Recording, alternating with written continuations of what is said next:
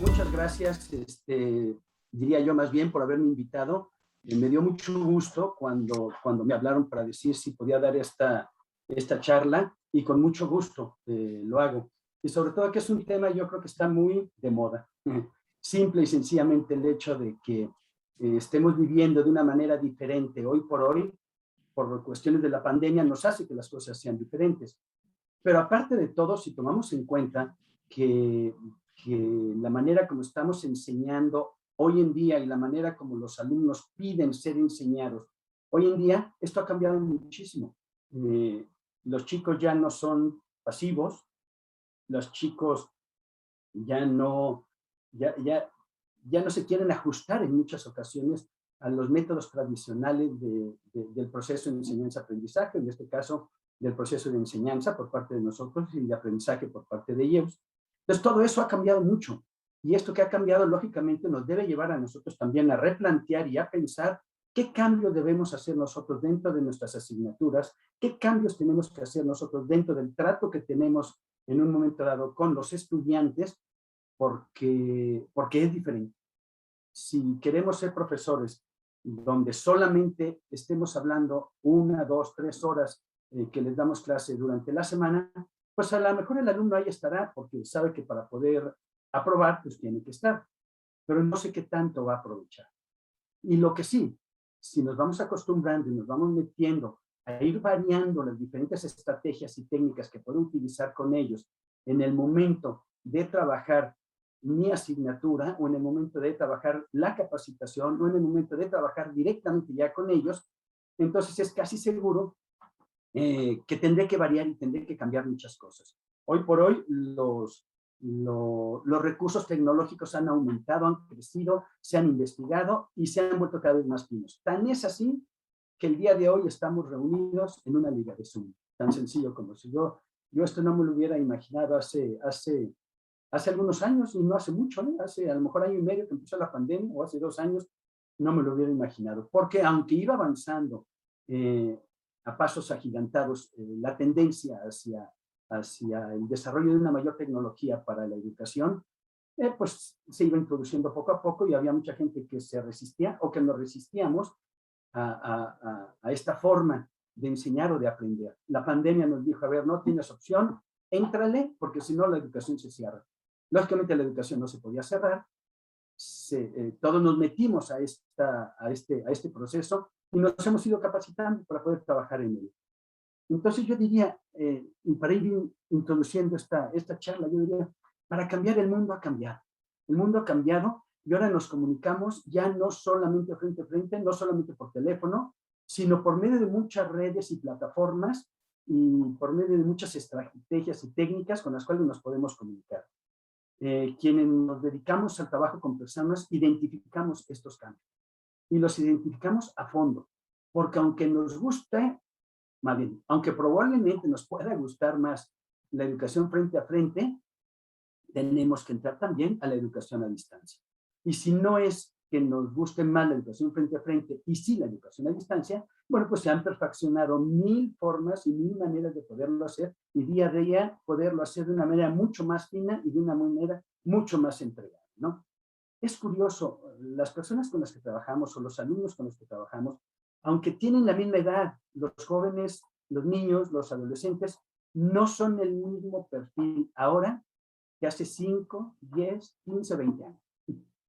Fíjense, simple y sencillamente, yo diría, hace unos 50 años más o menos, se decía que las generaciones, de una generación a otra, tenían que pasar más o menos 50 años para que hubiera algunos cambios significativos de generación a generación, y ese espacio de 50 años, pues era más o menos el que marcaba una generación y otra. Podemos hablar de atrás, la generación sometimiento, luego la baby boomer, luego cuando empieza la generación X, luego la generación Y, y así sucesivamente.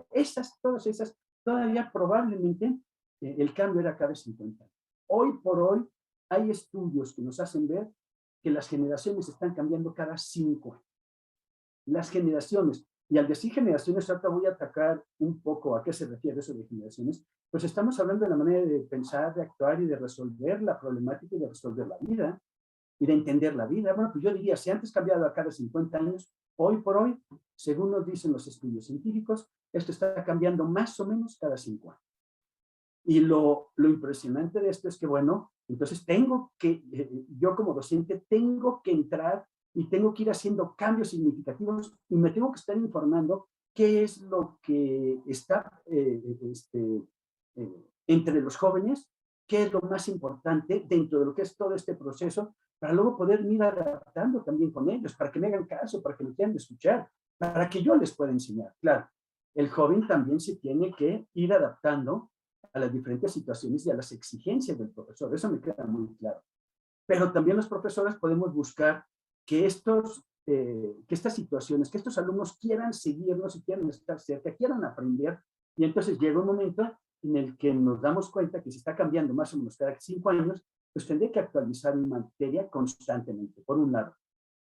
Por otro lado, lo más seguro ustedes se han dado cuenta, yo sí, cuando damos clases a diferentes semestres y cuando le damos clase al primer semestre de la carrera en donde estemos dando clase y le damos clase a 10º semestre, son 5 años más o menos. Bueno, pues las características de los chicos del primer semestre, las características de los chicos de 10º semestre, nos damos cuenta que son completamente diferentes. Es decir, lo que estoy diciendo lo podemos constatar directamente en las aulas hoy en día, aún sin leer ninguna de las investigaciones que en un momento dado uno tiene que leer para irse poniendo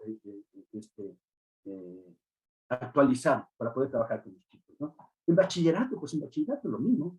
Si están cambiando cada 5 años, bueno, pues cada 2, 3 años yo me voy a dar cuenta de estos cambios significativos que se están dando y que son fuertes y que más vale que yo me vaya actualizando para poder llegar a los alumnos. Al decir poder llegar a los alumnos, para poder tener un impacto positivo en ellos. Esto es importante, impacto positivo en ellos. En todo lo que es el proceso de enseñanza-aprendizaje. Yo enseñando y ellos aprendiendo, ¿no?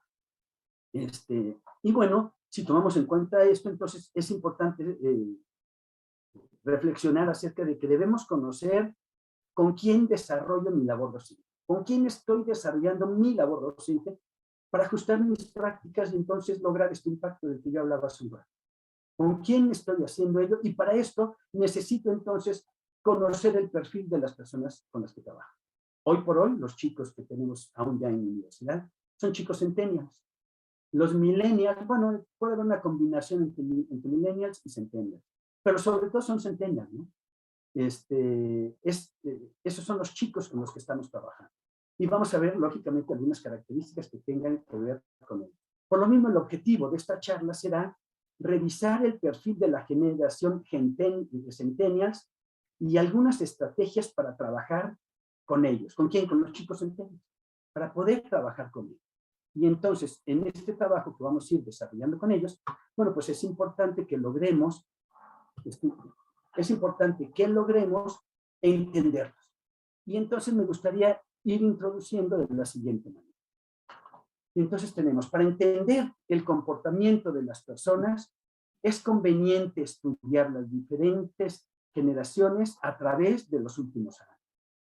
Y yo pongo aquí en mis notas, yo pongo, bueno, pues debemos entender, yo estoy como profesor y debo entender a los baby boomers, debo entender a los millennials, a los centennials. ¿Por qué? Pues porque muchos de nosotros que les damos clase, y a lo mejor todavía habrá algunos que dan clase, que son de la generación sometimiento, deben tener ahorita más o menos 50, 55 años, más o menos deben tener desde la generación sometimiento. Entonces, desde ahí, porque debo entender a qué generación pertenezco yo. Cuando yo entiendo a qué generación pertenezco yo y a qué generación pertenecen mis alumnos, entonces puedo ver esa brecha generacional y tratar de cerrarla lo más que pueda. Hoy en día hay muchos estudios que nos pueden ayudar a ir cerrando esta brecha lo más que podamos, simple y sencillamente porque pues puedo ver cuáles son las características de ellos, mis características, y cómo puedo conjuntar unos y otros y poder trabajar con ellos de una manera fuerte e intencional. Generación, el término generación, que creo que es importante también que lo aclaremos, lo decía yo hace rato, el término generación es aplicable a personas de edad equivalente y que vivieran una misma época y lugar histórico. A eso es a lo que se refiere cuando hablamos de las diferentes generaciones. Y por lo tanto, en estas edades, en estas épocas que son similares, bueno, pues había una manera de pensar, había una manera de actuar, había una manera de entender al mundo, había una manera de interactuar con el mundo. Y entonces, cuando hablamos de generaciones, es lo que estamos hablando. Esos bloques que se han ido presentando a través de la historia, y estos bloques a través de la historia, entonces se traducen en la manera de pensar, en la manera de actuar, en las tradiciones, en las prácticas diarias, en las prácticas profesionales. Y estamos hablando en un momento dado de educación. Estas prácticas profesionales en donde yo llevo y trabajo con mi alumno. ¿Qué prácticas tengo yo cuando trabajo con él? Bueno, pues a eso es a lo que se refiere el término generación. Entonces tenemos bloques y estamos trabajando unos bloques con otros bloques que son diferentes. Si vemos la generación Baby Boomer y la comparamos con la generación Centennial, nos vamos a dar cuenta que son dos mundos muy diferentes, pero que si los entendemos vamos a lograr conjuntar, vamos a lograr integrarlos. De eso se trata la educación, de conjuntar e integrar. Puesto que todos los que pertenecen a una misma generación, bueno, pues van a tener características que son similares, van a compartir creencias, valores y rasgos de conducta. Pero nuestros alumnos pertenecen a una generación específica. Y si nuestros alumnos pertenecen a una generación específica, entonces nosotros debemos entender cuál es esa generación específica a la que pertenece. Y nos vamos a dar cuenta, perdón que insista con esto, nos vamos a dar cuenta que los alumnos de último semestre al que les doy clase, y los alumnos de primer semestre a los que les doy clase, o a lo mejor chicos de bachillerato, si es que doy clase en bachillerato, pues que son generaciones ya muy diferentes. Lógicamente compartirán algunos rasgos, pero son generaciones ya diferentes. Hay una diferencia muy grande entre la generación centennial y la millennial, y supuestamente están pegadas, ¿no? Y supuestamente están pegadas. Y sin embargo hay mucha diferencia entre una y otras. Entonces, muy importante. Yo, profesor, yo pertenezco a la generación Baby Boomer. Y mis alumnos están perteneciendo a la generación Centennial. ¿Cómo pensamos, actuamos y entendemos al mundo los de la generación Centennial? ¿Cómo piensan, actúan e interpretan el mundo los de la generación Centennial y Millennial? Que son los dos con los que me toca trabajar. Oye, y entonces, si yo entiendo cómo entienden ellos el mundo y entiendo cómo lo entiendo yo, podré conjuntar unos y otros. Y entonces, como profesor, podré tener un mayor impacto sobre ellos para poder trabajar, ¿no? Creo que me adelanté a uno, ¿eh? Aguántame un poquito. Sí, me adelanté. Entonces, sí, ya, perdón. Entonces, bien importante, pertenecemos a diferentes generaciones. Trabajemos con esas generaciones y tratemos de ir ajustando una y otra. Entender su perfil, lo que yo pongo aquí. Tenemos que entender el perfil de las diferentes generaciones, de ellos, y entender el perfil de mi generación. Si entiendo uno y entiendo otro, voy a lograr integrarlos y voy a poder trabajar con ellos. Nos vamos a entender. Fíjense lo que voy a decir, nos vamos a llevar bien. Que los profesores no estamos para llevarnos bien con los alumnos, eso me queda claro. Si yo tengo que exigirle a un alumno y por ello no me llevo bien con él, porque no le gusta que le exijan, bueno, pues entonces no me llevaré bien con él. Pero si yo le exijo a mi alumno, se adapta a él y me adapto yo de acuerdo a su perfil generacional y de acuerdo a mi perfil generacional, seguro que vamos a lograr muchísimas cosas, vamos a lograr muchos avances y vamos a lograr irlos formando académica y humanamente para que sepan enfrentar el mundo profesional. Y es curioso, en la educación superior, no solamente va a ser para que sepan enfrentar su mundo profesional. La influencia que tenemos sobre ellos no solamente sobre los conocimientos. Si fuera solamente sobre los conocimientos, sería tan sencillo como pedirles que lean libros y se acabó. Tenemos una influencia sobre ellos en el aspecto académico, me queda claro, pero también en el aspecto formativo. Es decir, tenemos influencia en ellos desde el punto de vista de su persona, de su manera de pensar, de su manera de actuar, de sus valores, simple y sencillamente. Y el ideal es que podamos integrar los perfiles de ellos y el nuestro para alcanzar una efectividad como alumno y como profesor. ¿Cómo integrar, diría yo, y lo pongo como un interrogante muy grande, cómo integrar su perfil generacional con mi perfil generacional? Las nuevas generaciones han ocasionado una serie de quiebres en diferentes ámbitos, porque nos tenemos que ir ajustando más o menos cada 5 años. Y esto, lógicamente, trae quiebres muy fuertes y en diferentes ámbitos. Y yo diría, y en el educativo ni se diga. A veces entendemos a estos chavos de este grupo con los que trabajo ahorita y no entiendo a los del siguiente semestre, no entiendo a los que vendrán dentro de 2 o 3 años. Oye, pero yo sigo teniendo mi práctica educativa igual que siempre, yo sigo manejando mis ejercicios, yo sigo manejando, y más o menos vamos diciendo, yo sigo manejando lo mismo. Yo diría, ese es el problema, que tenemos que ir ajustando lo que nosotros manejamos al perfil del alumno con el que nosotros trabajamos. Y si no lo ajustamos, pues llega un momento en el que el mismo alumno termina diciendo lo que me está enseñando este profesor, pues ya es arcaico. ¿Por qué? Porque la manera como enseña, los contenidos que enseña, las estrategias que utiliza para enseñar ya son viejitas. Y entonces el alumno no se identifica y entonces tenemos alumnos en clase con los cuales empezamos a tener en muchas ocasiones problemas porque se rebelan contra la forma en que nosotros les damos la clase, ¿no? El ámbito educativo, lógicamente, es uno de aquellos donde estos quiebres han sido cada vez más fuertes. Los profesores de los centennials pertenecemos a otras generaciones. ¿A qué generación pertenezco? Ubícate, y ahorita voy a poner un cuadro donde vamos a ver las diferentes generaciones, y yo diría, ubícate a qué generación perteneces. El día de hoy veremos lo que son las características de la generación centennials y luego algunas alternativas para poder trabajar con ellos.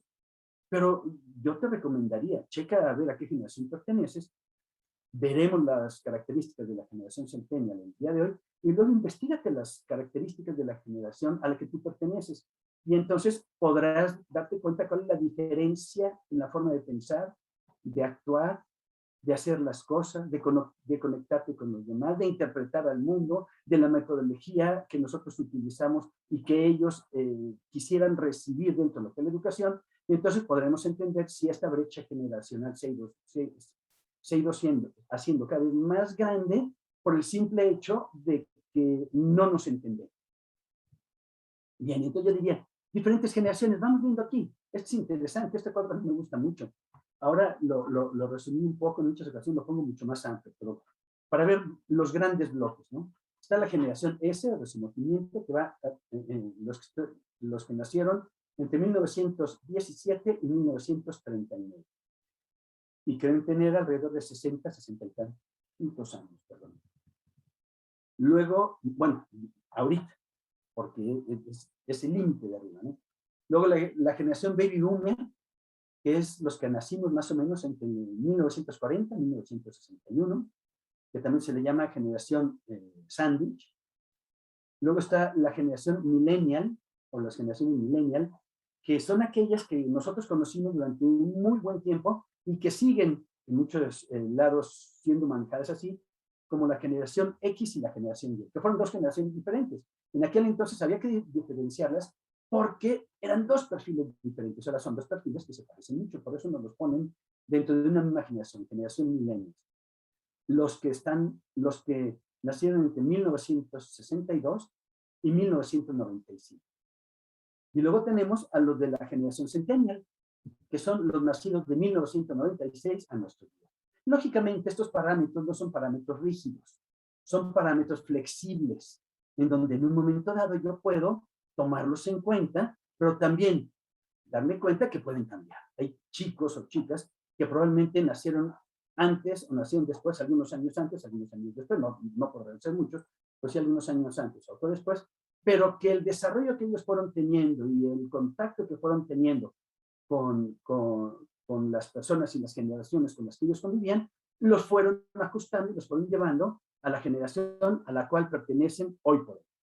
Y entonces yo diría, generación centennial, si ya ubicamos dónde se encuentran las diferentes generaciones y ya vimos a qué rango pertenece la generación centennial, que es los nacidos de 1996, a nuestros días, es decir, son chicos que ahorita deben tener alrededor de 24 o 25 años, más o menos, si no me equivoco. Entonces, bueno, pues tomar en cuenta, muchos de ellos son con los que nosotros estamos trabajando en el aula. Entonces, vayamos viendo, generación centennial. Vayamos viendo algunas características de esta generación, de la generación centennial, que de eso se trata, poderla conocer a fondo lo mejor que podamos, y esto nos va a ayudar, lógicamente, a poder trabajar con ellos de una mejor manera todavía. Y empecemos a ver algunas características. La generación centennial, características de ellos. Primero, se dice que son nativos digitales. ¿Por qué se dice que son nativos digitales? Pues porque ellos nacieron ya en un mundo digital, completamente. Son tecnológicos desde que nacieron. La tecnología en ellos ha estado presente todo el tiempo.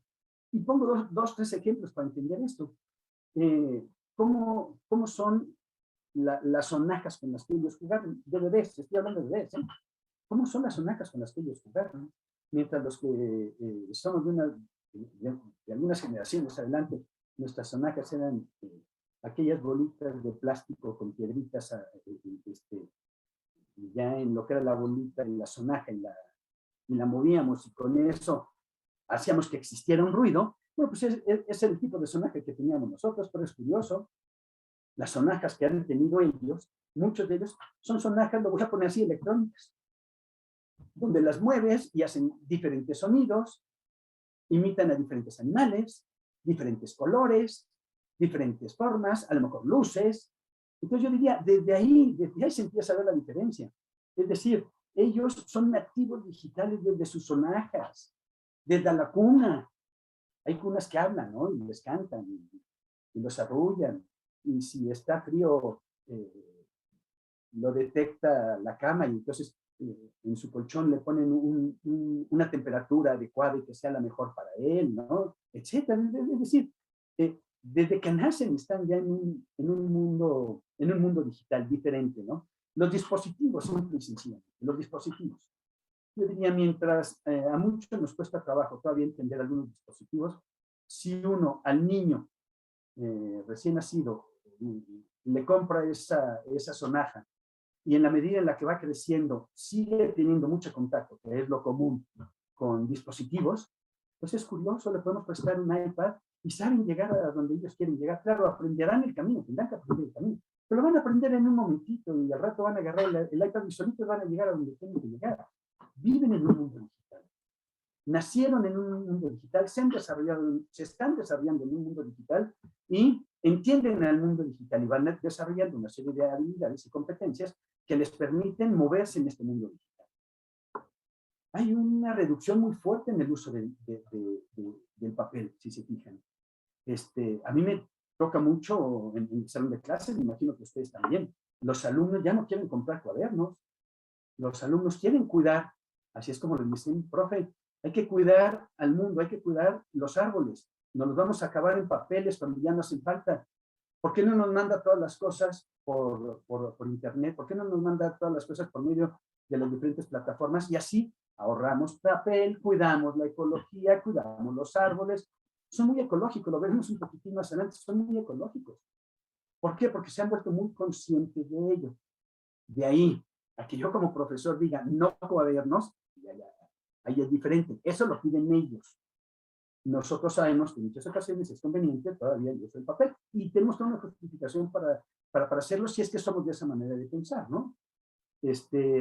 Pero algo que es muy interesante, hay una reducción en el uso del papel. Los alumnos no les gusta ya tomar nota en un papel, lo quieren tomar ya sea en sus tablets o por medio de imágenes o de fotografías. En muchas ocasiones lo que dicen cuando terminamos la clase es, oiga, profe, ¿y nos va a mandar las diapositivas? Y hay quien dice sí y hay quien dice no. Oye, el que dice sí, no hay problema, ahí te van. Y el que dice no, porque ya me di cuenta que durante la clase hiciste otras cosas, porque sabes que te mando las diapositivas y por el examen las lees, y no necesito que las leas y que las aprendas de memoria, necesito que entienda lo que estamos viendo, y para entender lo que estamos viendo yo necesito que estés atento conmigo, no en tu celular cuando yo estoy dando clase, no en tu tablet cuando yo estoy dando clase, no en tu dispositivo cuando yo estoy dando clase, ¿no? Entonces, pues bueno, hay una inclinación por el trabajo en equipo, la formación de redes, la solución de problemas, y todo esto para la solución de problemas. A mí quienes me conocen saben que siempre me ha gustado mucho trabajar en equipos, más en el salón de clases, trabajo en equipos y con una serie de técnicas que nos ayudan a trabajar con equipos, que voy a hablar de ellas casi al final de la presentación. Pero a los alumnos les gusta eso, les gusta trabajar en equipo, les gusta que la educación sea más práctica, por eso les cuesta a veces tanto trabajo concentrarse en materias de carácter teórico. Y les cuesta trabajo porque ellos quisieran que todo fuera muy práctico, que fuera que todo fuera aplicable, que todo fuera en el momento y que lo pudieran hacer en el momento. Luego entonces, el hacer cobra más fuerza que el saber. Fíjense, esto es interesante para ellos. El hacer cobra más fuerza que el saber. Pero no saben que hay que saber para luego hacer. Y eso nos toca a nosotros hacérselos entender. Porque ellos quieren hacer y creen que haciendo es como van a aprender. Y sí, hay algunas áreas en algunas partes donde haciendo puedo aprender. Oye, pero también necesito que entiendan las bases de lo que te estoy enseñando, que entiendas la lógica de lo que te estoy enseñando, que entiendas la teoría de lo que te estoy enseñando para que luego lo puedas aplicar. Si no, simple y sencillamente lo vas a aplicar de manera técnica, de manera mecánica, ni siquiera lo vas a entender y no vas a saber ni por qué lo tienes que hacer o por qué lo estás haciendo. Defienden mucho su privacidad los chicos centenios, mucho su privacidad. No admiten ser comparados, no admiten ser comparados. Es más, se enoja mucho. Yo creo que todos nos hemos enojado en todas las épocas cuando nos comparan. Pero hoy en día los chicos con mayor razón se enojan cuando son comparados. No les gustan ser comparados, defienden su privacidad. Buscan desarrollar sistemas innovadores. Y esto es muy interesante porque es algo que traen en la generación y junto con la generación en la cual ellos se han ido desarrollando. Por lo tanto, son amantes del cambio. Se aburren rápidamente, son amantes del cambio. En el salón de clases, ¿qué tengo que hacer? Fíjense, se me ocurre irlo proyectando aunque ya llegáramos a ello. ¿Qué tengo que hacer? Pues tengo que estar variando el estímulo constantemente para que entonces quieran verdaderamente meterse a la clase como tal. Se aburren fácilmente. Yo siempre he dicho, los profesores no somos bufones y no estamos aquí para divertir a nuestros alumnos, no estamos para divertir a nuestros alumnos. Sin embargo, yo sí diría, buscan desarrollar sistemas innovadores.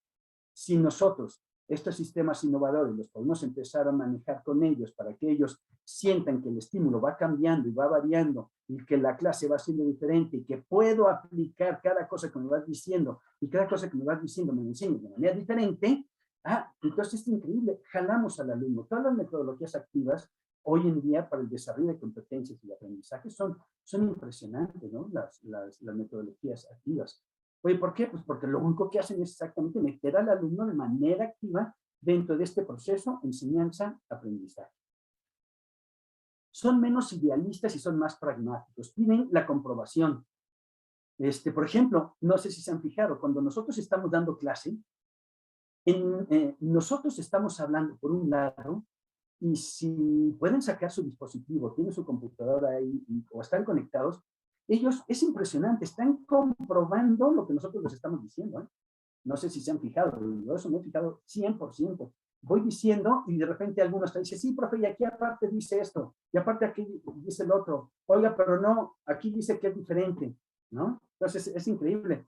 Son menos idealistas, más pragmáticos y por lo mismo, en la medida que nosotros les vamos dando clases o les vamos manejando algunos temas, ellos están viendo... ¿La raza o qué? ¿Tal bandón? Ando amanecido, hijo de su puta madre. Hoy traigo ganas de tirar vergazos. ¿Quién quiere que le pague el turno ahorita? Perdón, ahorita cancelamos esa hackeada. Sí, creo que sí. Nos esperamos, por favor. Sí. Usted me dice cuándo. Disculpe. No, no pasa nada. Usted me dice cuando ya pueda continuar, ¿eh?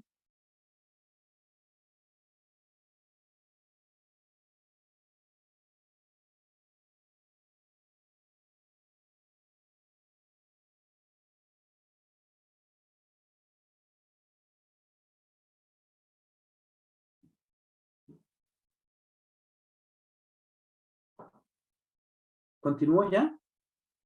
¿Maestra? Maestra Iris. Sí. Ya quedó, maestra. Ya quedó. ¿Verdad? Podemos continuar. Ok, continuamos entonces. Decíamos, son menos idealistas y son más pragmáticos. Fíjense, para ellos es curioso. Cuando yo estoy investigando esto, entendí muchas cosas de mis alumnos, déjenme decirles. Entendí muchas cosas de mis alumnos que me dicen, que me piden, que a veces reclaman, que expresan. Lo fui conociendo en la medida en la que iba leyendo, no conociendo, fui entendiendo con una base teórica todo lo que me dicen a veces mis alumnos. Para ellos es mejor reusar, regalar, intercambiar, alquilar que comprar. No quiere decir que no les guste comprar y que no les guste estrenar, claro que les gusta, pero para ellos es mejor reusar, regalar, intercambiar, alquilar, ¿no? Hay un grado de conciencia por el entorno y el consumo responsable. Cuidan la naturaleza. Vuelvo a lo mismo, el no uso de papel y sí del internet, el examen en línea y no en papel, ¿no?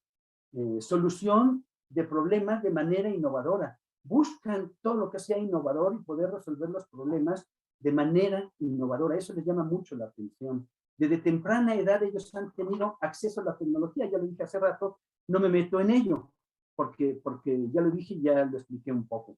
Es una generación que se le conoce generación copo de nieve.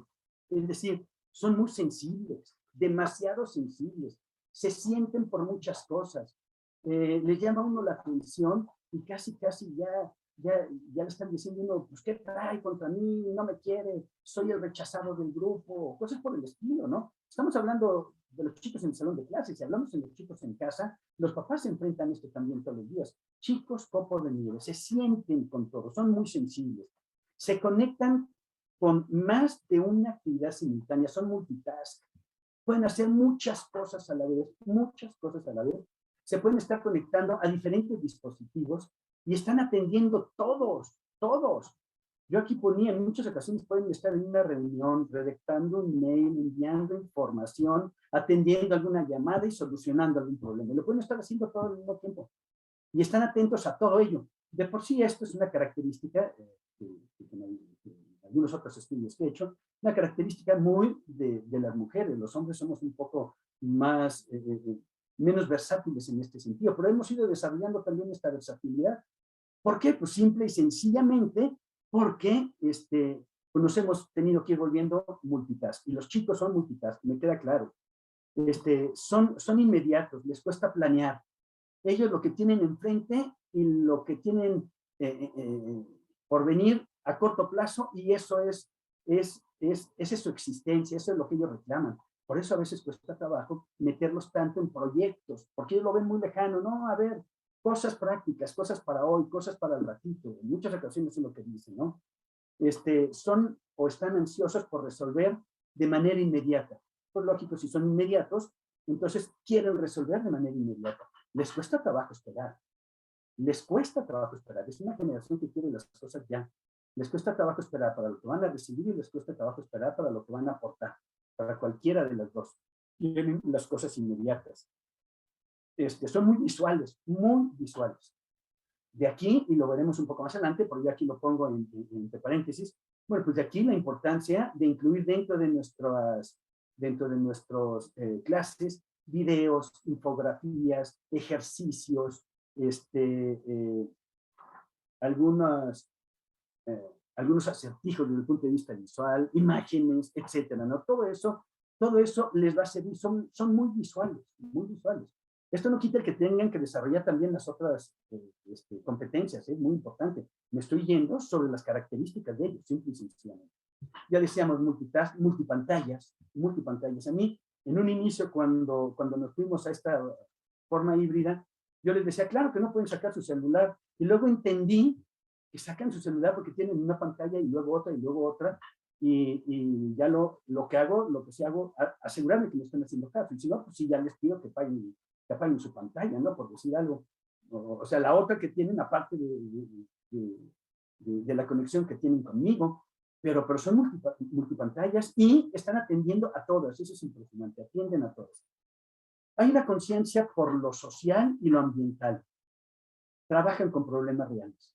Tienden a trabajar ellos con problemas reales. Por lo mismo, son pragmáticos y son realistas. Por lo tanto, es conveniente que nosotros tengamos estrategias activas para trabajar con ellos. Metodologías activas para trabajar con ellos. Es muy importante. Luego, son adaptables. Se ajustan al ambiente en el que están, ¿no? Dicen que a veces parecen camaleones, ¿no? Se confunden con el entorno, porque se adaptan fácilmente ahí. Trabajan en lo que les apasiona. Y por lo mismo, hay ocasiones en que se duermen a las horas que se duermen. ¿Qué les apasiona? Pues a lo mejor la conversación que están teniendo con alguien o una serie que están viendo les apasiona y se desvelan y entonces empiezan a descuidar sus hábitos. Aquí les tenemos que ayudar a que ellos tengan muy bien establecidos los tiempos que van a dedicar a cada cosa y que duerman en las noches. Están no durmiendo, no sé si les pasa. A veces está uno dando la clase, ellos durmiéndose, y yo sí les pregunto, a ver, ¿por qué te estás durmiendo? ¿A qué hora te dormiste anoche? Ha habido quien hasta dice, no, pues no he dormido. Y hay quien dice, pues a las 3 de la mañana, a las 4 de la mañana. Y hay quien también se duerme a las horas que se debe dormir, ¿no? Entonces, pues bueno, adaptables, trabajan en lo que les apasiona, en eso andamos. Trabajan en lo que les apasiona y por lo tanto a veces no duermen por estar exactamente en ello, ¿no?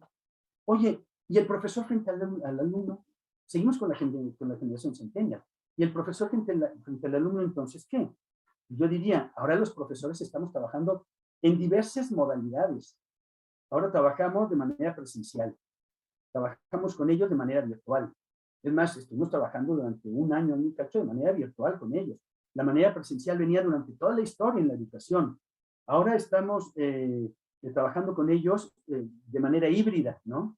Unos en el salón de clases y otros en casa. Y tenemos otros semipresenciales. Bueno, que es parte de esta hibridez, ¿no? Estamos trabajando de manera híbrida. Ahora trabajamos de manera híbrida con ellos. Y entonces ahora tenemos que atender a los alumnos que tenemos en el salón de clases de manera física y a los que tenemos en la liga o en la plataforma en la que estemos trabajando, ¿no? Y luego, lógicamente, esto nos lleva al tema de la capacitación para los maestros. Los maestros ahora tenemos, bueno, siempre tenemos que estar en capacitación, eso me queda muy claro. Las estrategias didácticas, las estrategias dinámicas, siempre han ido cambiando, se han ido fortaleciendo, y hay unas que se conservan y otras que cambian y otras nuevas que surgen por la combinación de estas mismas o por las necesidades del trabajo con los grupos. Pero lo que sí es muy importante es que ahorita nos tenemos que capacitar y mucho. Yo les puedo decir, aquí en la universidad, tenemos capacitaciones todo el tiempo, y están abiertas las capacitaciones todo el tiempo. Y si alguien ha tenido que trabajar y capacitar hoy por hoy, es toda la gente del área de computación, informáticos, ingenieros en sistemas digitales, todos los que tengan que ver con el desarrollo de la tecnología a través de los dispositivos, ellos ahora sí que están teniendo muchísimo trabajo, porque aparte de todo, han tenido que estar capacitando ¿a quién? Pues a los que trabajamos con los chicos. Nos están capacitando todo el tiempo. Y aquí yo diría, no podemos negarnos a esta capacitación. Oye, pero yo quiero y creo mucho más en la educación presencial. Y yo le diría, yo también, mucho más en la educación presencial. Nos damos cuenta, los alumnos cuando están conectados, no sabemos si nos están viendo o no. Aquí en la universidad les exigimos que tengan su cámara encendida. Pero sé que hay muchas universidades en donde al fin y al cabo pueden o no prender su cámara. Y si pueden o no prender su cámara, pues entonces yo no sé si en realidad me está oyendo, si me está escuchando, si me está haciendo caso, si está dormido, si está haciendo otras cosas, no lo sé. Y sí necesito verte para poder tener una influencia positiva sobre ti, ¿no? La capacitación se ha centrado en el desarrollo de los procesos tecnológicos, eso me queda claro. La tecnología por parte de los dispositivos y la tecnología por parte de los aparatos y de las técnicas dinámicas y didácticas, ¿no? Debe existir una disposición al cambio por parte de nosotros como profesores. Más jóvenes se han integrado ya a todas estas tecnologías, mucho más jóvenes se han integrado ya a estas tecnologías. Y entonces yo diría, ¿qué estrategias podemos utilizar? Empezamos a aterrizar muchas de estas cosas. ¿Qué estrategias podemos utilizar? ¿Qué hago? ¿Cómo lo hago? ¿Con qué cuento? ¿Quién me enseña para poder trabajar? Y entonces yo diría, se introducen nuevas herramientas, las TICs, los dispositivos, las plataformas, algunas prácticas como la inclusión de soporte visual. Yo diría, algunas prácticas como la inclusión de soporte visual. Hay que meterlo. Eso les llama la atención, eso los jala.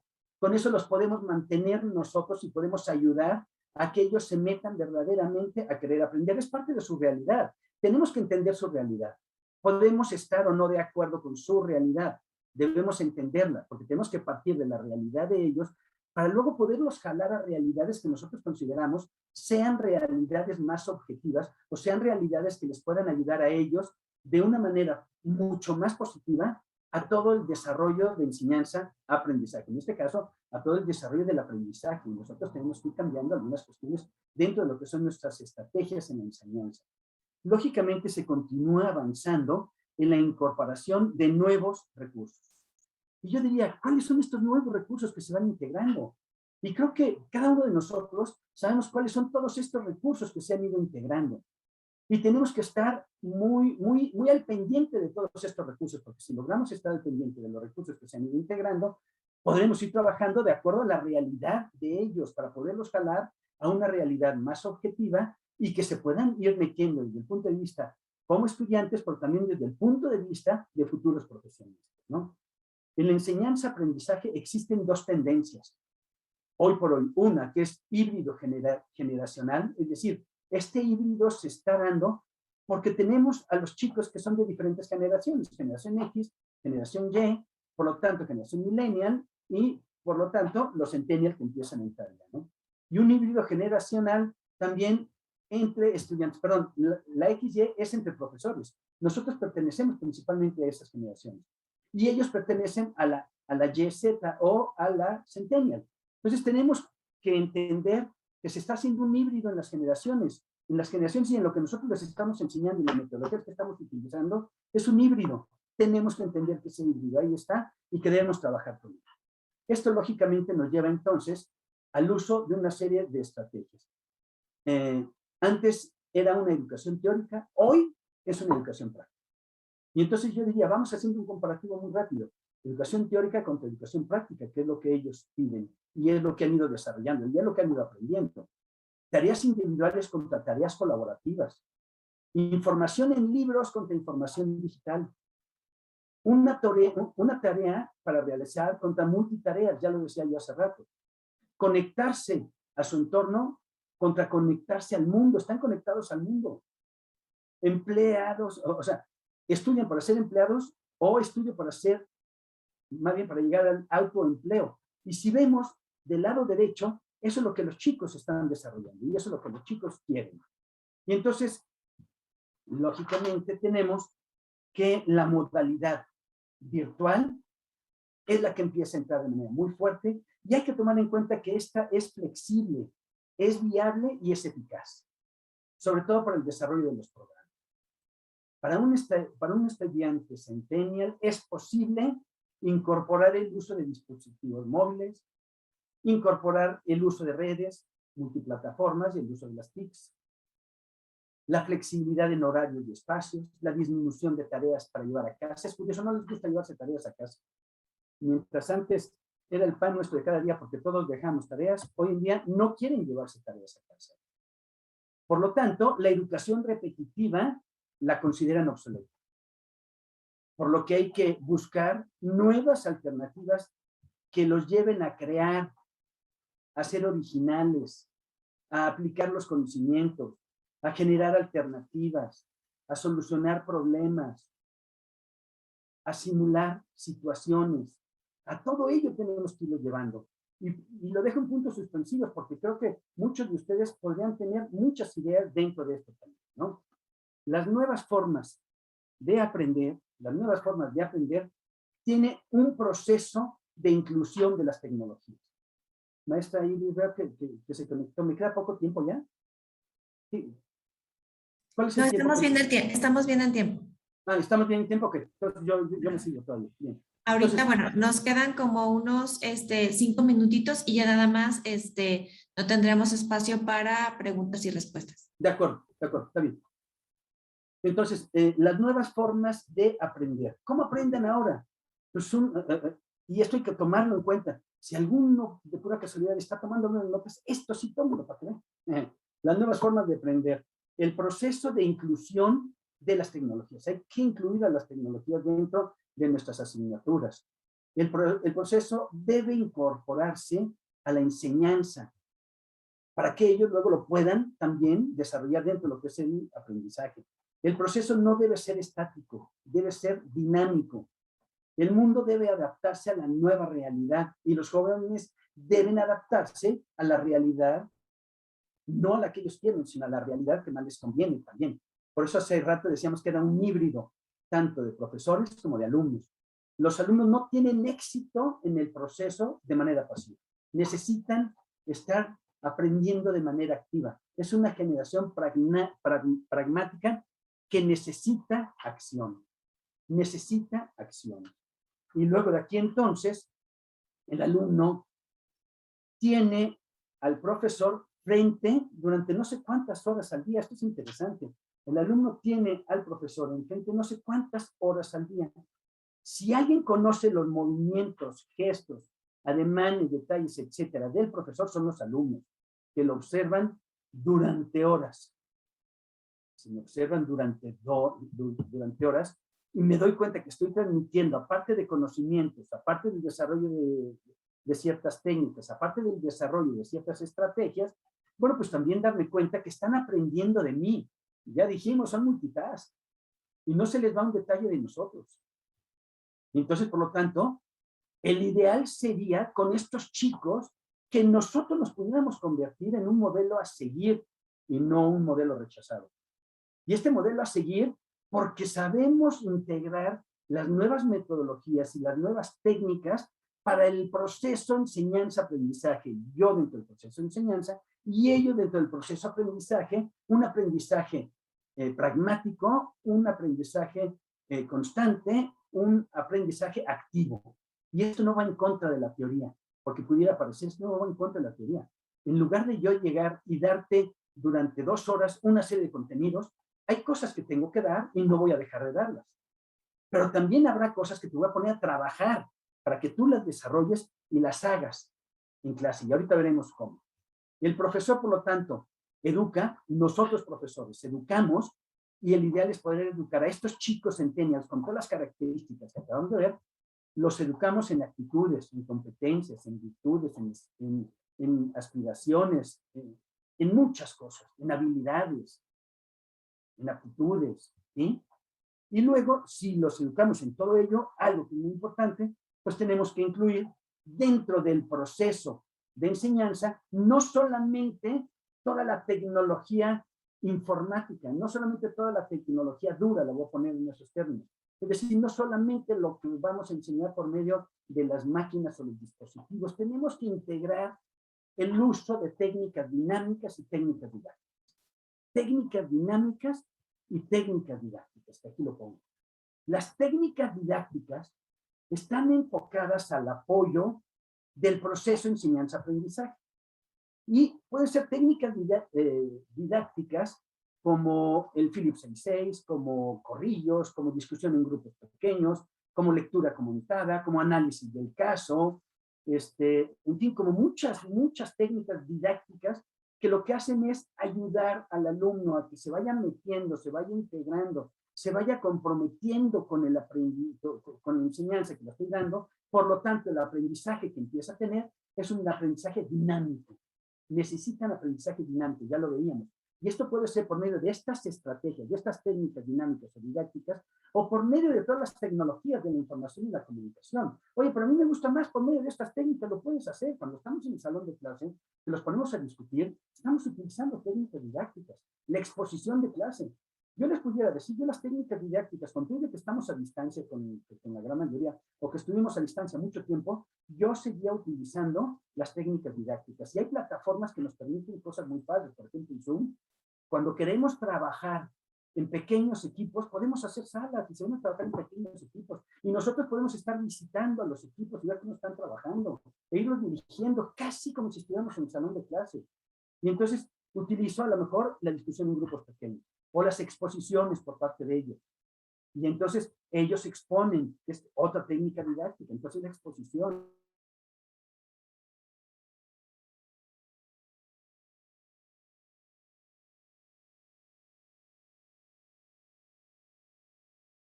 A través de las plataformas, sí. Ahora que vamos regresando a la educación presencial, con mayor razón, utiliza las técnicas didácticas, por favor, en el salón de clases. El hecho de que utilices películas, videos, acertijos, en fin, muchas formas que hoy se lo conoce como gamificación, ¿no? Muchas formas donde lo que estoy buscando es que este aprendizaje, estas técnicas didácticas lleven al alumno a meterse al aprendizaje y lo pueden hacer de una manera que les llame la atención. Iba a decir yo divertida, no por eso tiene que ser divertida, pero sí que les llame la atención. Y el uso de técnicas dinámicas. Estas están enfocadas al proceso de madurez del grupo. Y entonces aquí es donde podemos aplicar todas aquellas técnicas de presentación, técnicas de comunicación, técnicas de relación. Estos libros aprender como el de manejo efectivo de un grupo de Yolanda Cázares que maneja toda la parte, una serie de técnicas